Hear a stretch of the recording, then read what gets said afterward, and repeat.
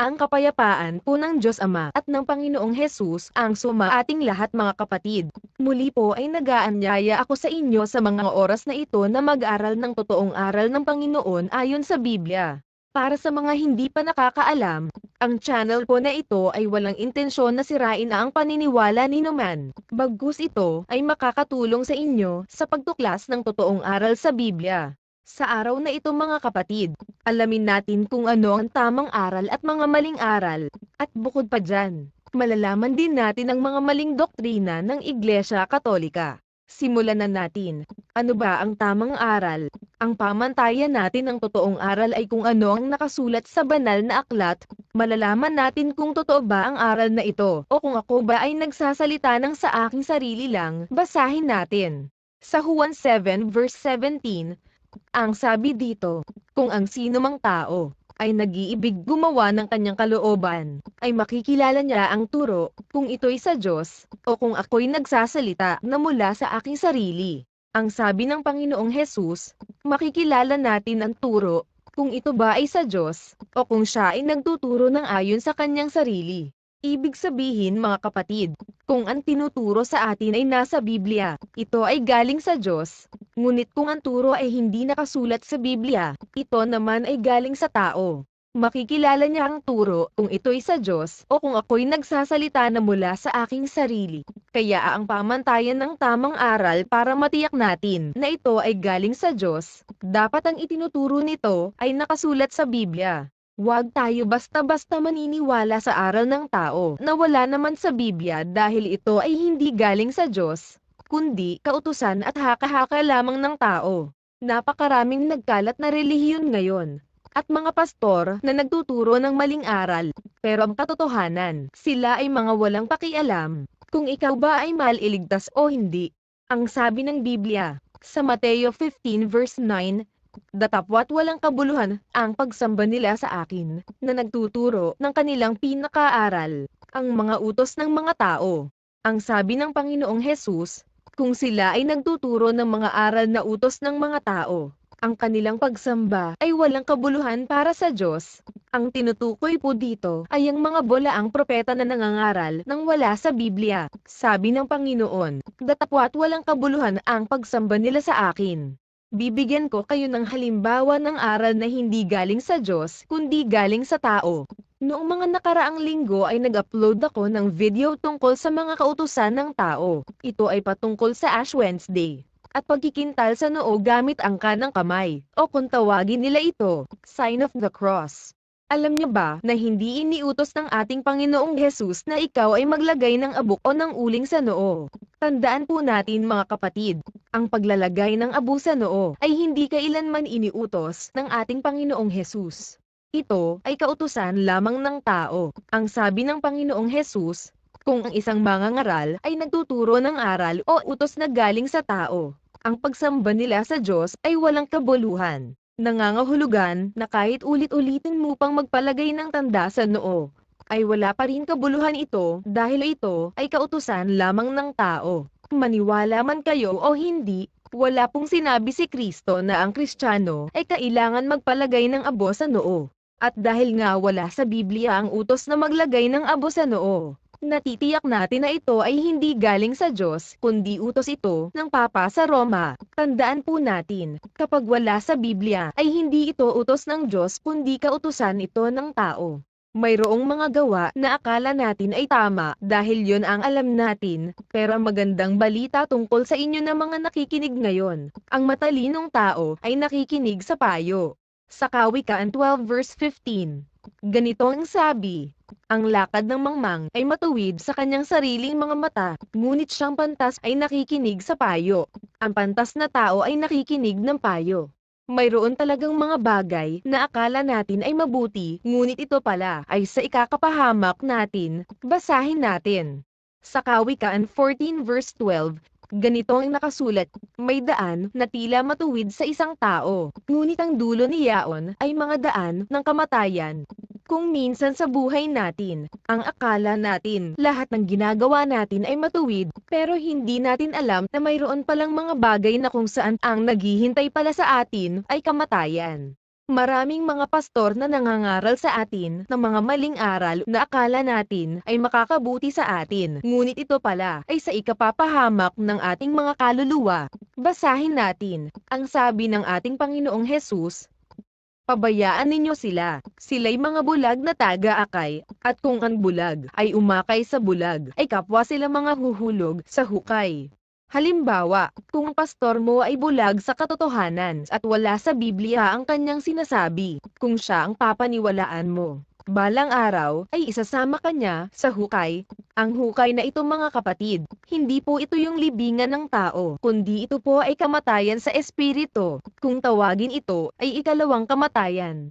Ito po ay kamatayan ng ating kaluluwa sa impyerno. Tandaan po natin, ang hukay ay ang kamatayan sa espiritu o kung letrahan ito ng Biblia. Ikalawang kamatayan. Basahin natin. Sa Apokalipsis 2 verse 11, ang sabi dito, ang may pakinig ay makinig sa sinasabi ng Espiritu sa mga iglesia. Ang magtagumpay ay hindi parurusahan ng ikalawang kamatayan. Ang hukay ay kaparusahan ng ating mga kaluluwa. Kapag tayo ay naakay ng mga bulag na pastor, ay makakasama ang kaluluwa natin sa kaparusahan sa ikalawang kamatayan. Kaya dapat tayong mag-ingat sa mga bulaang pastor na akala natin ay nagsasabi ng katotohanan, ngunit sila pala ay mga sinungaling na taga-akay. Sila ay mga nagpapanggap na nasa panig ng Diyos, ngunit ang katotohanan, sila pala ay mga lobong maninila. Basahin natin sa Mateo 7 verse 15. Mag-ingat kayo sa mga bulaang propeta na nagsisilapit sa inyo na may damit upa, datapwat sa loob, ay mga lobong maninila. Ang bilin sa atin ng ating Panginoong Hesus, dapat ay mag-ingat tayo sa kanila. Sila ay magdadamit upa para tayo ay linlanin. Sa makatuwid, may mga pastor na magtuturo sa atin ng mga aral, na aakalain natin na ito ay galing sa Diyos, ngunit hindi, kundi ito pala ay isang paraan ni Satanas para tayo ay lukuhin, upang tayo naman ay hiwalay niya sa katotohanan.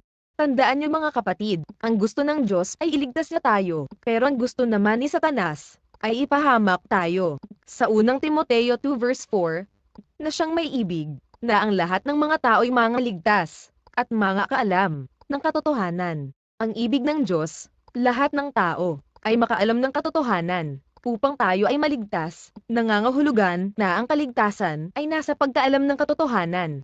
Tandaan po natin yan mga kapatid. Mas mabuti nang saktan ka namin dahil sinabi namin ng totoo, kaysa maging masaya ka sa maling aral. Pero ito naman ay sa ikapapahamak mo. Huwag nyo sanang isipin na lagi kaming naninira ng paniniwala nyo. Mga kapatid, ang pagsasabi ng katotohanan ay bahagi ng pagmamahal namin sa inyo. Ayaw namin na mapahamak kayo dahil sa mga bulaang propeta.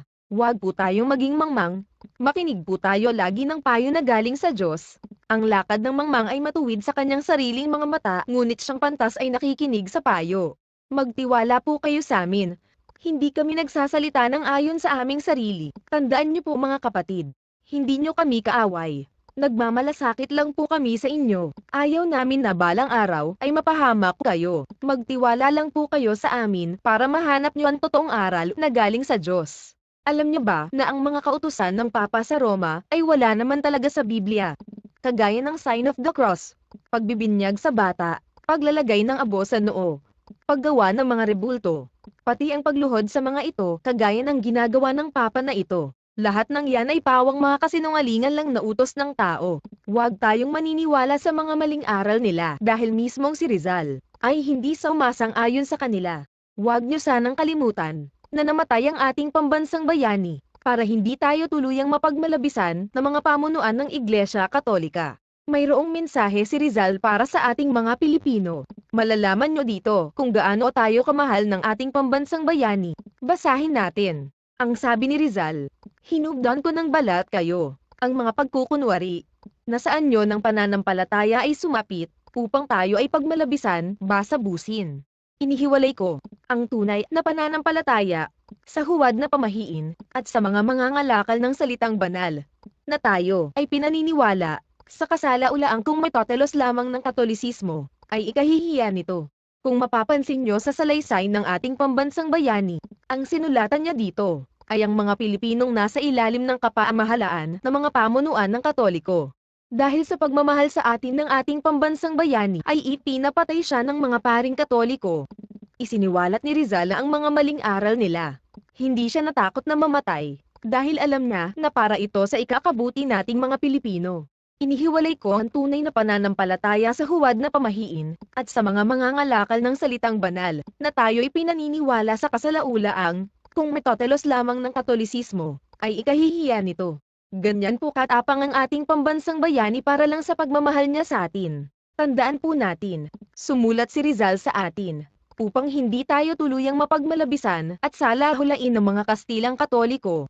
Inihiwalay niya ang tamang pananampalataya sa huwad na pamahiin ng mga pamunuan ng Iglesia Katolika.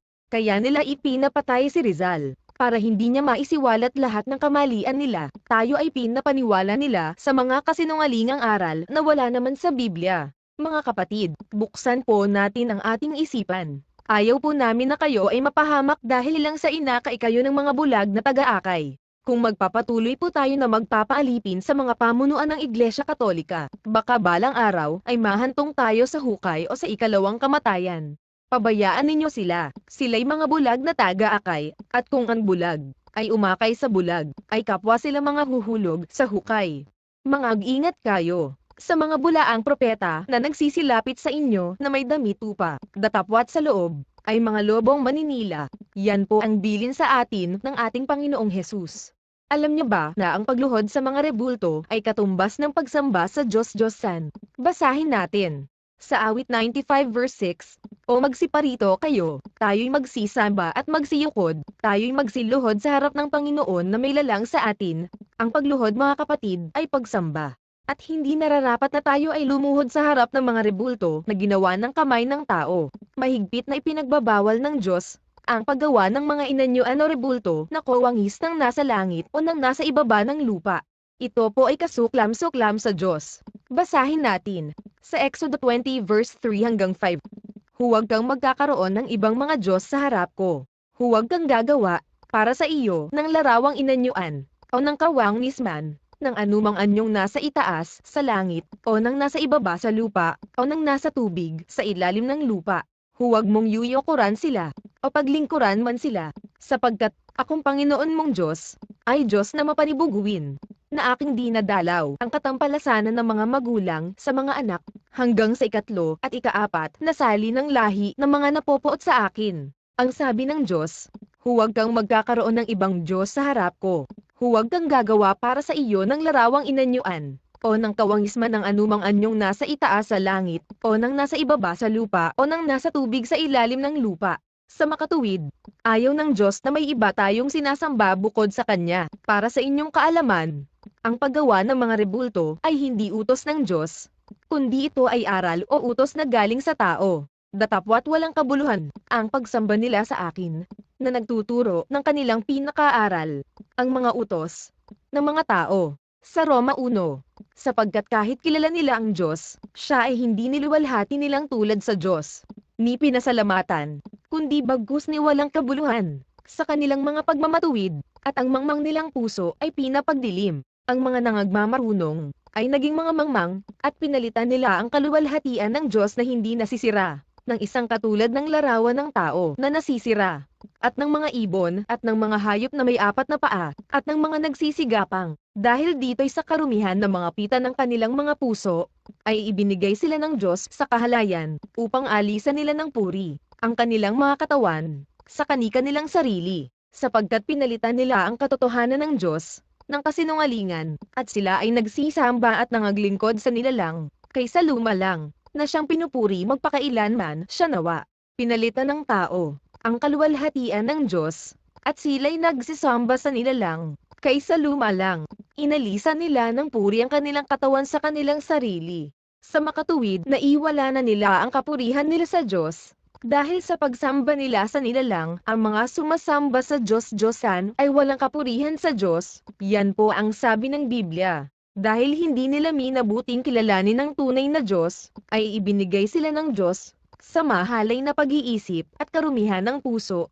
Ibig sabihin po mga kapatid, ang mga sumasamba sa Diyos-Diyosan ay pinagkaloob na ng Diyos na gumawa ng mga mahahalay na gawain. Sila'y mga hubad sa kasalanan at sa kahihiyan. Kung alam po natin ang katotohanan ito at sinasadya natin itong gawin, ito po ay kasuklam-suklam sa Diyos. Pero wag po kayong mag-alala dahil mabait ang Diyos. Kung hindi mo naman sinasadya na sumamba sa Diyos-Diyosan dahil sa hindi mo ito alam, ay hindi naman ito ibibilang sa iyo ng Diyos na kasalanan. Maliban na lang kung ito ay sinasadya mong gawin. Kung wala ka pang kautusan tungkol dito, ay patatawarin ka pa rin ng Diyos kung tatawag ka sa Kanya. Hindi dahil tumanggap ka ng tanda ng hayop o sumamba ka sa Diyos-Diyosan, ay impyerno ka na agad. Hindi po ganun ang Diyos. Basahin natin. Sapagkat ang Diyos ay hindi nagtatangi ng mga tao. Sapagkat ang lahat ng nangagkasala ng walang kautusan ay mga papahamak din naman ng walang kautusan. At ang lahat na nangagkasala sa ilalim ng kautusan ay sa kautusan din sila hahatulan. Kung hindi mo narinig ang kautusan na bawal pala sumamba sa Diyos-Diyosan ay mapapahamak ka rin naman ng walang kautusan. Ibig sabihin po mga kapatid, kapag wala ka pang alam na aral tungkol sa mga kasalanan ito, ay mas malaki ang chance mo na ikaw ay mapatawad ng Diyos kung ikaw ay magsisisi. Sa makatuwid, kung hindi mo naman sinasadya na magkasala, ay may nakalaan pa rin sa'yo na kapatawaran. Basahin natin, sapagkat ikaw Panginoon, ay mabuti at mapagpatawad, at sagana sa kagandahang loob, sa lahat na tumatawag sa iyo. Ang Diyos ay mabuti sa lahat ng tumatawag sa Kanya, kahit makasalanan ka. Kung ipapahayag mo sa Kanya ang lahat ng iyong kasalanan, ay mabuti at tapat ang Diyos at mapapatawad Kanya. Mga kapatid, tandaan po natin, ang kaligtasan ay nagsisimula sa pakikinig ng aral ng katotohanan. At ang kaligtasan ay wala sa pamahiin o sa utos ng tao, kundi nasa totoong ebanghelyo ng Diyos. Basahin natin. Sa Efeso 1 verse 13. Na sa Kanya'y kayo rin naman, pagkarinig ng aral ng katotohanan, ng ebanghelyo ng inyong kaligtasan, nasa Kanya rin naman, mula nang kayo'y magsisampalataya, ay kayo'y tinatakan ng Espiritu Santo, na ipinangako. Bago tayo magtapos mga kapatid, gusto ko lang ipapansin sa inyo, kung ano ang mga nakahanda sa atin. Kung tayo ay patuloy na iibig sa Diyos. Ang sabi ni Apostol Pablo, ang mga inihanda sa atin ng Diyos ay hindi pa natin nakita at naririnig kailanman, at hindi pa samasagi sa puso ng tao, at hindi pa pumasok sa ating isipan. Basahin natin. Datapwat gaya ng nasusulat, ang mga bagay na hindi nakita ng mata, at ninarinig ng tainga, ni hindi pumasok sa puso ng tao, anumang mga bagay na inihanda ng Diyos sa kanila, na nangagsisiibig sa Kanya. Mga kapatid, magkaroon po tayo ng pag-ibig sa Diyos at hanapin natin ang totoong aral upang magtamo tayo ng kaluwalhatian balang araw. Sapagkat napatutunayan ko na ang pagtitiis sa panahong ito ay hindi karapat-dapat maitumbas sa kaluwalhatiang mahahayag sa atin. Huwag po tayong mawala ng pag-asa kahit mahirap ang buhay natin dito sa mundo. Basta sumusunod tayo sa utos ng Diyos, ay makakaasa tayo na balang araw ay makakamit natin ang mga bagay na higit pa sa ating hinihingi sa Kanya. Kung magtitiis tayong sumunod sa Kanya ay makikita natin siya, mapapalad ang mga may malinis na puso, sapagkat makikita nila ang Diyos. Huwag tayong magpapaalipin sa mga bulaang propeta na nagdadamit upa. Sila ay hindi sa Diyos kundi kay Satanas. Hanggang dito muna ang paksa natin. Samahan nawa tayong lahat ng Diyos mga kapatid.